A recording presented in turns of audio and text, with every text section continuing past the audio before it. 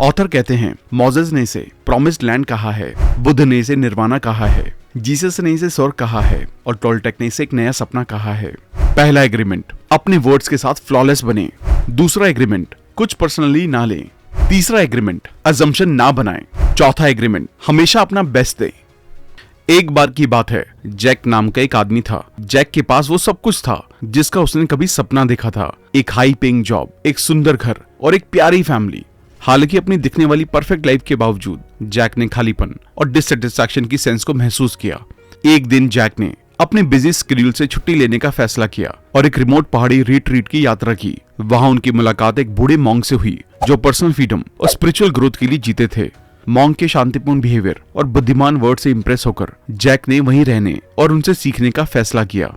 अगले कुछ हफ्तों के दौरान जैक ने सीखा कि पर्सनल फ्रीडम और स्पिरिचुअल ग्रोथ का मतलब ज्यादा पैसे कमाना या ज्यादा सक्सेस हासिल करने के बारे में नहीं था। ये बाहरी चीजों से अटैचमेंट को दूर करने और मेडिटेशन, सेल्फ रिफ्लेक्शन और कंपैशन के माध्यम से आंतरिक शांति पाने के बारे में था। जैसे ही जैक ने अपनी डेली लाइफ में इन टीचिंग को प्रैक्टिस करना शुरू किया, उन्होंने अपने पर्सपेक्टिव में गहरा बदलाव देखा। उन्हें अब और ज्यादा के लिए लगातार मेहनत करने और दूसरों से अपना कंपैरिजन करने की जरूरत महसूस नहीं हुई। इसके बजाय उन्होंने लाइफ के सिंपल मोमेंट्स को एंजॉय किया, जैसे कि सनसेट देखना या अपनी फैमिली के साथ वक्त बिताना। इसके अलावा उन्होंने महसूस किया कि सच्ची फ्रीडम अंदर से आती है, बाहरी सिचुएशन से नहीं। कुछ सालों बाद जैक अपनी बिजी लाइफ में लौट आए, लेकिन क्लैरिटी और संतोष की एक नई भावना के साथ। उन्होंने सीखी हुई टीचिंग्स को प्रैक्टिस करना जारी रखा और उनकी लाइफ उनकी इनर स्टेट का रिफ्लेक्शन बन गई, जो कि जॉय, प्यार और मीनिंगफुल कनेक्शन से भरी थी। एंड में जैक ने महसूस किया कि सबसे बड़ा गिफ्ट जो हम खुद को दे सकते हैं वो है पर्सनल फ्रीडम और स्पिरिचुअल ग्रोथ का गिफ्ट। जब हम खुद को अपनी ईगो की लिमिट से फ्री करते हैं और अपने ट्रू नेचर से जुड़ते हैं तो हम शांति, फुलफिलमेंट और आनंद के जीवन का एक्सपीरियंस ले सकते हैं। अब ये सब हम अपनी लाइफ में कैसे एक्सपीरियंस कर सकते हैं, इसलिए आज हम एक बहुत ही अमेजिंग बुक के बारे में बात करने वाले हैं, द 4 एग्रीमेंट्स, जिसे डॉन मिगुल ने लिखा है। इस बुक को इंडिया में वाव पब्लिशिंग ने पब्लिश किया है, जो दुनिया की बेस्ट किताबों को बहुत सी इंडियन लैंग्वेजेस में ट्रांसलेट करके पब्लिश करते हैं। आप डिस्क्रिप्शन के लिंक से बुक की ओरिजिनल कॉपी खरीद सकते हैं। इस बुक में हम ऐसे 4 एग्रीमेंट के बारे में समझेंगे जो पावरफुल आदतों को बनाने में हमारी मदद करते हैं। ये 4 एग्रीमेंट हमारी लाइफ को फ्रीडम, सच्ची खुशी और प्यार के एक नए एक्सपीरियंस में तेजी से बदल सकते हैं। किताब से हमें अपने माइंड और लाइफ पर ज्यादा कंट्रोल पाने में मदद मिलेगी। किताब की मदद से हम सभी को दुनिया की बनाई गई उन सेल्फ लिमिटिंग बिलीफ से निपटने में मदद मिलेगी जिसने हमारी खुशी और खुद से प्यार करने की इच्छाओं को खत्म कर दिया है। इस किताब को 1997 में पब्लिश किया गया और इसकी सिर्फ अमेरिका में 90 लाख से ज्यादा कॉपीज बिक चुकी हैं। दुनिया भर में 46 लैंग्वेजेस में इसका ट्रांसलेशन किया गया। 2001 में ऑपरा विनफ्रे शो में और फिर 2013 में टीवी शो पर दिखाए जाने के बाद इस किताब को बहुत पॉपुलैरिटी मिली। इस किताब ने बहुत से लोगों को इंस्पायर किया है, जिनमें बहुत से जाने माने राइटर भी शामिल हैं। किताब को अच्छे से समझने के लिए हम इस किताब को 9 चैप्टर में डिस्कस करने जा रहे हैं। ये वीडियो थोड़ी सी लंबी हो सकती है क्योंकि हम हमेशा यही कोशिश करते हैं कि कभी भी कंटेंट पे कॉम्प्रोमाइज ना हो, इसलिए वीडियो को एंड तक जरूर देखें। और अगर आप हमारे चैनल पर पहली बार आए हैं तो इमीडिएटली चैनल को सब्सक्राइब जरूर कर दें। तो चलिए फिर शुरू करते हैं। सबसे पहले ये जानते हैं कि टोल्टेक क्या है। हजारों साल पहले टोल्टेक को पूरे साउदर्न मैक्सिको में वुमेन और मेन ऑफ नॉलेज के रूप में जाना जाता था। टोल्टेक कल्चर 10वीं और 12वीं सेंचुरी के बीच पुराने समय के मैक्सिको में डेवलप हुआ था। उन्होंने 1000 तरह की अलग अलग आवाजों के अनार्की का बयान करने के लिए माइटॉट वर्ड का इस्तेमाल किया था, जिससे वो सभी एक साथ दिमाग से बात करने की कोशिश करते थे। एंथ्रोपोलॉजिस्ट ने टोल्टेक को एक नेशन या एक जाति के रूप में बताया है, लेकिन एक्चुअल में टोल्टेक वो साइंटिस्ट और आर्टिस्ट थे जिन्होंने पुराने समय के लोगों को स्पिरिचुअल नॉलेज और प्रैक्टिस का पता लगाने और उनको सेव करने के लिए कल्चर बनाया था। उन्हें मास्टर कहा गया था। वो एक साथ मेक्सिको सिटी से बाहर पिरामिड के पुराने शहर टियोटिहुआकन, जिसे उस जगह की तरह जाना जाता है जहाँ इंसान भगवान बनते हैं, यहाँ स्टूडेंट के रूप में आए थे। टोल्टेक बनने के लिए 3 स्किल्स का होना बहुत जरूरी है। पहली, अपनी अवेयरनेस यानी कि जागरूकता पर कंट्रोल होना, मतलब आपको अपनी सभी पॉसिबिलिटीज के साथ जागरूक होना होता है कि आप एक्चुअल में कौन है। दूसरा, बदलाव को ओवरकम कर पाना, मतलब हमें कैसे बदलना है, कैसे डोमिनेशन से फ्री होना है। तीसरा, इंटेंशन पर कंट्रोल रखना। टोल्टेक के पर्सपेक्टिव से इंटेंशन का मतलब जीवन के उस हिस्से से है जो हमें एनर्जी देता है। जब हम अपनी सारी एनर्जी का इस्तेमाल करना सीख जाते हैं तो हम भगवान की ताकत को महसूस कर सकते हैं। इंटेंशन बिना किसी शर्त की लाइफ को जीना है। इंटेंशन पर कंट्रोल को इसलिए प्यार की मास्टरी भी कहा जाता है। 4 एग्रीमेंट हमें अपनी लाइफ को बेहतर और अच्छे बदलाव लाने में मदद करते हैं और टोल्टेक की मास्टरी करने वाले लोग जमीन पर ही स्वर्ग बनाते हैं, जिससे प्लेनेट को स्वर्ग बनाने का सपना आपके खुद के सपने में बदल जाता है और आप बिना किसी डर के उस सपने को पूरा करने की कोशिश करते हैं। आप अपने डर के समझौतों को बदलकर अपनी लाइफ में बेहतर बदलाव ला सकते हैं। इसके साथ ही आप अपने खुद के दिमाग को अपने तरीके से रिप्रोग्राम कर सकते हैं। आइए अब जानते हैं कि एक प्लैनेट का सपना क्या होता है। हम सभी लोग सपने देखने की कैपेसिटी के साथ पैदा हुए हैं और हमारे सामने रहने वाले इंसान हमें सिखाते हैं कि प्लैनेट के सपने कैसे देखे जाते हैं। प्लैनेट के सपने में इतने सारे रूल होते हैं कि जब एक नया इंसान पैदा होता है तो हम उस बच्चे का ध्यान उन रूल्स की तरफ अट्रैक्ट करते हैं और बच्चा उन्हें अपनाना शुरू कर देता है। सोसाइटी हमें प्लैनेट का सपना देखना सिखाने के लिए हमारे माँ बाप, स्कूल और धर्म का इस्तेमाल करती है, जिसके साथ ही सोसाइटी हमें जिंदा रहने के लिए कुछ चीजें सिखाती है, जिसमें एक मेडिटेशन भी है। मेडिटेशन वो कैपेसिटी होती है जिससे हमें सिर्फ उस पर ध्यान लगाना होता है जिसे हम देखना चाहते हैं। हम एक साथ लाखों चीजों को देख सकते हैं, लेकिन अपने ध्यान का इस्तेमाल करके हम जो कुछ भी देखना चाहते हैं सिर्फ उसे अपने दिमाग में रख सकते हैं। हमारे आसपास के बड़े बूढ़ों ने हमारा ध्यान अट्रैक्ट किया है और रिपीटिशन के जरिए से हमारे दिमाग में सोसाइटी की सारी इन्फॉर्मेशन डाली है। इस तरह हमने वो सब कुछ सीखा है जो आज हम जानते हैं या जिसका इस्तेमाल हम अपनी लाइफ को जीने के लिए करते हैं। प्लैनेट का सपना हमारा ध्यान अट्रैक्ट करता है और हमें सिखाता है कि हम किस चीज पर भरोसा कर सकते हैं।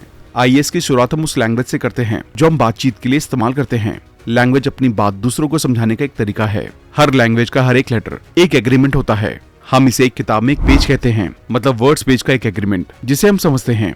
एक बार जब हम पेज पर लिखे वर्ड्स को समझ लेते हैं तो आप अपना ध्यान उस बात को दूसरों को समझाने के लिए लगा सकते हैं। जब हम बच्चे थे तो हमारे आसपास के लोगों ने हमारा बिलीफ सिस्टम बनाया था, क्योंकि बच्चों के रूप में हमारे पास अपने बिलीफ्स को चुनने का ऑप्शन नहीं होता है, लेकिन हम उन सभी इन्फॉर्मेशन और बातों को मान सकते हैं जो हमें बाकी लोगों के जरिए बताई गई थी।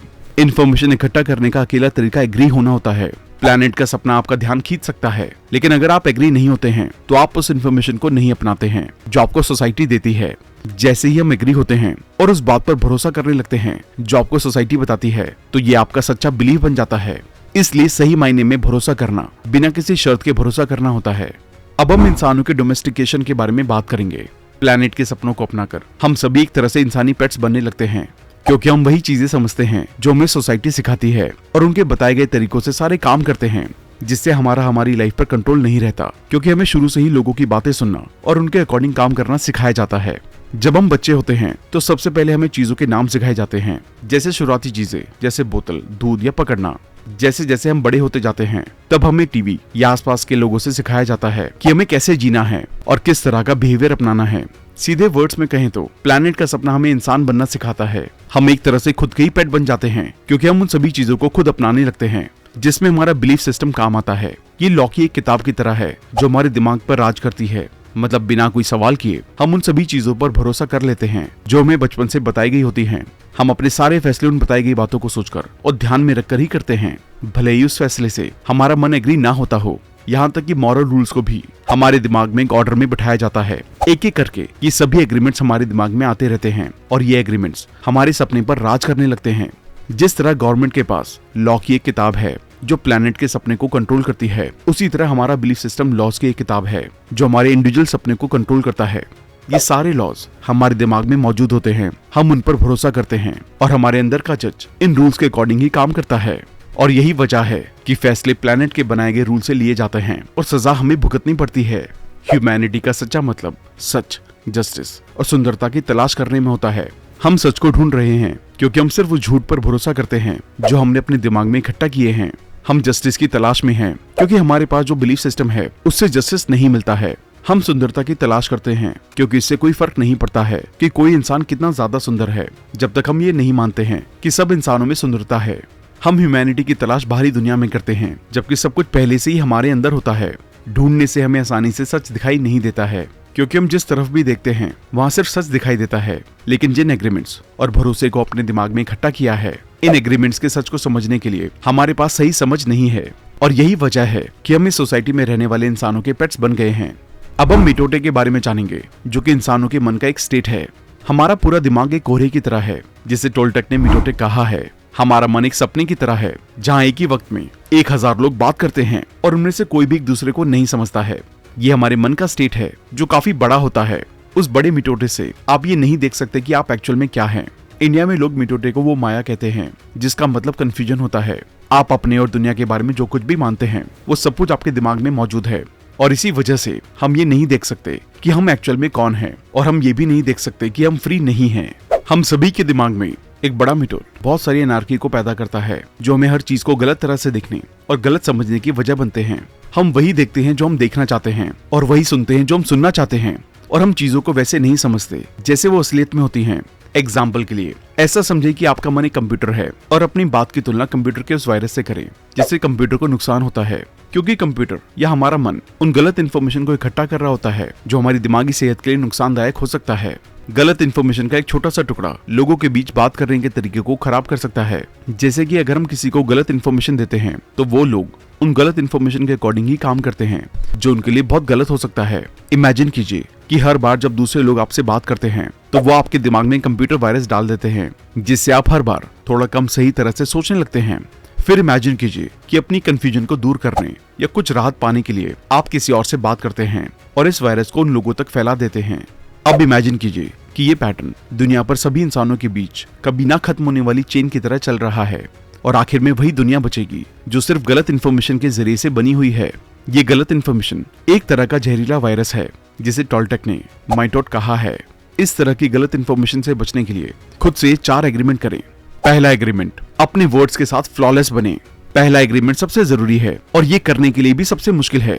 ये इतना जरूरी है कि सिर्फ इस पहले एग्रीमेंट से आप एग्जिस्टेंस के उस लेवल तक पहुंच सकते हैं जिससे ऑथर धरती पर स्वर्ग कहते हैं। पहला एग्रीमेंट है अपने वर्ड्स के साथ फ्लॉलेस बने। वर्ड जितना हम समझते हैं उससे कहीं ज्यादा पावरफुल होते हैं। वो लेवल, कॉन्सेप्ट्स, रिलेशनशिप और ट्रस्ट को बनाने के लिए बहुत जरूरी होते हैं। आपको नुकसान पहुंचाने वाले कंफ्यूजन को पैदा करने से बचने के लिए अपने आप पर या दूसरों पर उस कंफ्यूजन का इस्तेमाल करते समय बहुत ज्यादा सावधान रहें। सिर्फ वही बातें कहने की आदत डालें जो आप अपने भले के लिए कहते हैं, और अगर जब किसी भी तरह का शक हो, मतलब आपको कोई बात किसी भी तरह से गलत लगे, तो उस बात को किसी से भी ना कहें। अगर आप फ्री होना चाहते हैं, खुश रहना चाहते हैं, और अगर आप एग्जिस्टेंस के लेवल मतलब नरक को पार करना चाहते हैं, तो आप अपने आप से ये पहला एग्रीमेंट जरूर करें। अपने वर्ड्स के जरिए से आप अपनी क्रिएटिव पावर को सबके सामने एक्सप्रेस करते हैं। वर्ड्स के जरिए ही आप सब कुछ बताते हैं। आप चाहे जो भी लैंग्वेज बोलते हो, आपका इरादा वर्ड के जरिए से ही जाहिर होता है। आप जो सपने देखते हैं, आप जो महसूस करते हैं, या आप जो एक्चुअल में हैं, वो सब कुछ आपके वर्ड्स के जरिए से ही जाहिर होता है। इसलिए ध्यान रखें कि आप बोलते वक्त किस तरह के वर्ड्स का इस्तेमाल करते हैं। अपने वर्ड्स के साथ फ्लॉलेस होने से आप अपनी एनर्जी का सही इस्तेमाल कर सकते हैं। मतलब आप अपनी एनर्जी का इस्तेमाल सच की दिशा में और अपने आप से प्यार करने के लिए कर सकते हैं। अगर आप अपने वर्ड्स के साथ फ्लॉलेस होने का एग्रीमेंट करते हैं, तो बस उस इरादे से आप सच्चाई को हासिल कर सकते हैं। ध्यान रखें, सिर्फ सच ही हमें फ्री कर सकता है। आप अपने वर्ड्स की गलती को अपने खुद से प्यार करने के लेवल के जरिए से मेजर कर सकते हैं। आप अपने आप से कितना प्यार करते हैं और आप अपने बारे में कैसा महसूस करते हैं, ये सब आपके वर्ड्स की क्वालिटी और वननेस से जुड़ा हुआ है। जब आप अपने वर्ड्स में कोई भी गलती नहीं करते हैं, तो आप अच्छा महसूस करते हैं, और इसी तरह आप खुशी और शांति महसूस करने लगते हैं। इसलिए आज ही अपने वर्ड्स के साथ फ्लॉलेस होने का एग्रीमेंट करें। दूसरा एग्रीमेंट, कुछ पर्सनली ना लें। अगले 3 एग्रीमेंट्स एक्चुअल में पहले एग्रीमेंट से क्रिएट हुए हैं। दूसरे एग्रीमेंट को करने के लिए खुद से किए गए पहले एग्रीमेंट को याद रखें और उन्हें अपनी लाइफ में हमेशा अपनाएं। अगर आप पहले 2 एग्रीमेंट्स को प्रैक्टिस करते हैं, तो आप 75% उन छोटे एग्रीमेंट्स को आसानी से कर सकते हैं जो आपको अर्थ पर मौजूद नर्क में फंसा कर रखते हैं। अगर आप इस दूसरे एग्रीमेंट को एक आदत बना सकते हैं, तो आप पाएंगे कि कुछ भी आपको वापस से नर्क में नहीं डाल सकता है। जब आप पर्सनल रूप से कुछ भी नहीं लेते हैं, तो आपके पास एक बड़ी फ्रीडम होती है। जब आप इसे पर्सनल रूप में लेते हैं, क्योंकि जो कुछ भी आपसे कहा गया था आप उससे एग्री होते हैं, जैसे ही आप उन बातों को मंजूरी देते हैं, तो आप नरक के सपने में फंस जाते हैं। जिस चीज की वजह से आप फंसते हैं उसे ऑथर पर्सनल इंपॉर्टेंस कहते हैं। पर्सनल इंपॉर्टेंस या चीजों को पर्सनल रूप से लेना आपको सेल्फिश या लालची बनाता है, क्योंकि हम ये अजम्पशन बना लेते हैं कि सब कुछ हमारे खुद के बारे में है। हमारी पढ़ाई के वक्त के दौरान या जब हमारे पास पेट्स होते हैं, उसके दौरान हम सब कुछ पर्सनल रूप से लेना सीखते हैं। हमें लगता है कि हम हर चीज के लिए खुद जिम्मेदार हैं। आप जो कुछ भी सोचते हैं, जो कुछ भी आप महसूस करते हैं, ये सिर्फ आपकी प्रॉब्लम होती है। इससे किसी और का कोई मतलब नहीं होता। ये वो तरीका है जिससे आप दुनिया को देखते हैं। ये कुछ भी पर्सनल नहीं है, क्योंकि आप अपने साथ बिहेव कर रहे होते हैं, किसी और के साथ नहीं। दूसरों का बिलीफ सिस्टम उनके अकॉर्डिंग होता है, इसलिए वो आपके बारे में जो कुछ भी सोचते हैं वो एक्चुअल में उनके बारे में ही होता है। क्योंकि हम सभी लोगों को वैसे पहचानते हैं जैसे हमारी समझने की ताकत होती है। अगर आप बिना किसी डर के जीते हैं, या अगर आप किसी से भी प्यार करते हैं, तो इनमें से किसी भी फीलिंग के लिए आपकी लाइफ में कोई भी जगह नहीं है। अगर आप इनमें से किसी भी फीलिंग को महसूस नहीं करते हैं, तो ये बहुत ज्यादा पॉसिबल है कि आप अच्छा महसूस करेंगे। जब आप अच्छा महसूस करते हैं, तो आपके आसपास सब कुछ अच्छा होता है। जब आपके आसपास सब कुछ अच्छा होता है, तो सब कुछ आपको खुश करता है। आप अपने आसपास की हर चीज से प्यार कर रहे हैं, क्योंकि आप खुद से प्यार कर रहे हैं। आप जैसे हैं वैसे ही आपको रहना पसंद है और आप अपने आप से सेटिस्फाइड होते हैं क्योंकि आप अपनी लाइफ से खुश रहने लगते हैं। इसलिए आपको खुशी का एग्रीमेंट खुद से ही करना होगा। आपको पर्सनल रूप से कुछ भी नहीं लेना चाहिए क्योंकि चीजों को पर्सनल रूप से लेने से आप अपने आप से प्यार करना कम कर देते हैं। हम सभी लोग अलग अलग लेवल्स पर अलग अलग तरह से दुखों का सामना करते हैं और हम इन दुखों को बनाए रखने के लिए एक दूसरे का सपोर्ट करते हैं। इंसान एक दूसरे को मदद करने के लिए हमेशा तैयार रहते हैं जब वो दर्द में होते हैं। आप दूसरों के कामों के लिए कभी भी जिम्मेदार नहीं होते, आप सिर्फ खुद के लिए जिम्मेदार होते हैं। जब आप एक्चुअल में इसे समझते हैं और चीजों को पर्सनल रूप से लेने के लिए मना करने लगते हैं तो आप शायद ही दूसरों की बातों, कमेंट्स या कामों से परेशान हो सकते हैं। इसलिए पर्सनल रूप से कुछ भी ना लेने की प्रैक्टिस शुरू कर दें। तीसरा एग्रीमेंट, अजम्पशन ना बनाएं। तीसरा एग्रीमेंट अजम्पशन ना बनाने का है। हमें अपने अंदर हर चीज के बारे में अजम्पशन बनाने की आदत होती है। अजम्पशन बनाने में प्रॉब्लम ये होती है कि हम उन अजम्पशन को सच मानते हैं, यहाँ तक कि हम उनको सच साबित करने के लिए कसम भी खा सकते हैं। हम अक्सर इस बारे में अजम्पशन बनाते हैं कि दूसरे क्या कर रहे हैं या फिर क्या सोच रहे हैं। हम इसे पर्सनल रूप से लेते हैं, फिर हम उन्हें दोष देने लगते हैं और हम अपने वर्ड्स के साथ इमोशनल रिएक्शन करते हैं। इसलिए जब भी हम अंदाजा लगाते हैं तो हम प्रॉब्लम्स के बारे में पूछ रहे होते हैं और अपनी अजम्पशन से उन्हें गलत समझते हैं। एक अजम्पशन बनाने के कंपैरिजन में सवाल पूछें। ये हमेशा बेहतर तरीका होता है क्योंकि अजम्पशन हमें दुख लेने के लिए तैयार करती है। हमें बिना हकीकत जाने सपने देखने की आदत है। हम सचमुच अपनी इमेजिनेशन में चीजों का सपना देखते हैं क्योंकि हम कुछ नहीं समझते हैं। हम इसके मतलब के बारे में एक अजम्पशन बनाते हैं और जब सच्चाई सामने आती है तो हमारे सपने टूट जाते हैं और हमें पता चलता है कि वो नहीं था जो हमने सोचा था। ये बहुत दिलचस्प बात है कि हमारा मन कैसे काम करता है। सेफ महसूस करने के लिए हमें हर चीज को सही ठहराने, हर चीज को समझाने और समझने की जरूरत होती है। हमारे पास लाखों सवाल होते हैं जिनके जवाब हमें जानने की जरूरत होती है क्योंकि ऐसी बहुत सी चीजें होती हैं जिन्हें हमारा आर्गुमेंट करने वाला दिमाग समझा नहीं सकता है। ये जरूरी नहीं है कि जवाब सही ही हो, लेकिन सिर्फ जवाब ही हमें सेफ महसूस कराता है। इसलिए हम अक्सर अंदाजा लगाते रहते हैं। हम ये अजम्पशन बनाते हैं कि हर कोई हमारी लाइफ को वैसे ही देखता है जैसे कि हम अपनी लाइफ को देखते हैं। हम ये मानते हैं कि जैसा हम सोचते हैं दूसरे लोग भी सच में वैसा ही सोचते हैं और जो कुछ भी हम महसूस करते हैं वैसा ही वो भी महसूस करते हैं। जिस तरह से हम जज करते हैं और जिस तरह से हम मिसबिहेव करते हैं और उसका गलत इस्तेमाल करते हैं दूसरे भी वैसा ही करते हैं। लेकिन ये सच नहीं है, बल्कि असली प्यार दूसरे लोगों को वैसे ही एक्सेप्ट करना है जैसे वो असलियत में होते हैं। और यही इंसान की सबसे बड़ी अजम्पशन होती है। जिस दिन आप अजम्पशन बनाना बंद कर देते हैं उसके बाद आप इमोशनल रिएक्शन से आजाद होकर साफ और क्लियर तरह से बातचीत करना शुरू कर सकते हैं। अजम्पशन बनाने से आपके वर्ड्स इम्पेक्केबल हो जाते हैं, इसलिए अजम्पशन ना बनाएं। चौथा एग्रीमेंट, हमेशा अपना बेस्ट दें। चौथा एग्रीमेंट वो है जो बाकी 3 एग्रीमेंट्स को गहरी आदत बनाने की परमिशन देता है। चौथा एग्रीमेंट पहले 3 के एक्शन के बारे में है। हमेशा अपना बेहतरीन प्रेजेंट करें। पहले 3 एग्रीमेंट तभी काम करेंगे जब आप अपना बेहतरीन प्रेजेंट करेंगे। ये उम्मीद ना करें कि आप अपने वर्ड के साथ हमेशा फ्लॉलेस रह सकते हैं। आपकी हर रोज की आदतें बहुत मजबूत होती हैं और आपके दिमाग में मजबूती से टिकी हुई हैं, लेकिन आप बेटर कर सकते हैं। इसलिए ये उम्मीद ना करें कि आप पर्सनल रूप से कभी भी कुछ नहीं लेंगे, सिर्फ अपना बेस्ट दें। ये उम्मीद ना करें कि आप कभी भी अजम्पशन नहीं बनाएंगे, लेकिन आप साफ तौर से अपना बेस्ट दे सकते हैं। इसके लिए किसी भी सिचुएशन में हमेशा अपना बेस्ट दें, ना बहुत ज्यादा और ना ही बहुत कम। अगर आप हमेशा अपना बेस्ट प्रेजेंट करते हैं तो किसी के पास भी आपको जज करने का कोई तरीका नहीं होता है। और अगर आप खुद को जज नहीं करते हैं तो आप किसी भी तरह से गिल्टी फीलिंग, ब्लेम और सेल्फ पनिशमेंट से बच सकते हैं। जब आप हमेशा अपना बेस्ट करते हैं तो आप सही तरीके से काम करते हैं। अपना बेस्ट करने का मतलब है अपना काम करना, लेकिन सिर्फ इसलिए क्योंकि आप इसे पसंद करते हैं, इसलिए नहीं क्योंकि आप किसी इनाम की उम्मीद कर रहे हैं। आप बिना किसी इनाम की उम्मीद किए सिर्फ पूरा करने के लिए काम करते हैं, तो आप अपने हर एक काम को करने की खुशी को हासिल कर लेते हैं। इसके बाद इनाम तो आपके पास आ जाएगा, लेकिन आप उस इनाम से जुड़े नहीं रहेंगे। अगर आप वो करते हैं जिसे आप करना पसंद करते हैं और अगर आप हमेशा अपना बेस्ट देते हैं तो आप एक्चुअल में अपनी लाइफ का मजा लेना शुरू कर सकते हैं। जब आप अपना बेस्ट करते हैं तो आप खुद को एक्सेप्ट करना सीख जाते हैं। अगर आप अपना बेस्ट हमेशा बार बार करते हैं तो आप बदलाव करने के मास्टर बन सकते हैं। यह आपको अपनी लाइफ को सही ढंग से चलाने में मदद करता है, क्योंकि आपने जो कुछ भी सीखा होता है उसे आपने बार बार दोहराकर सीखा होता है।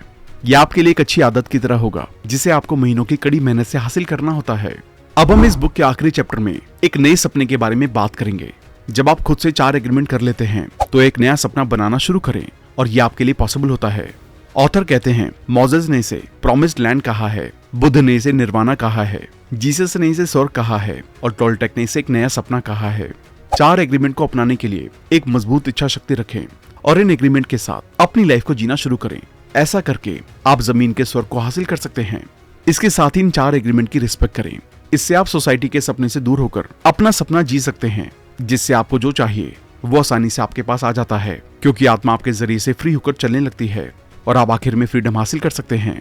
इसके साथ ही सबको प्यार की आंखों से देखें, इससे आप अपने आसपास के सच्चे प्यार को महसूस कर सकते हैं और टाइम के साथ आपका मिटोट हमेशा के लिए खत्म हो सकता है।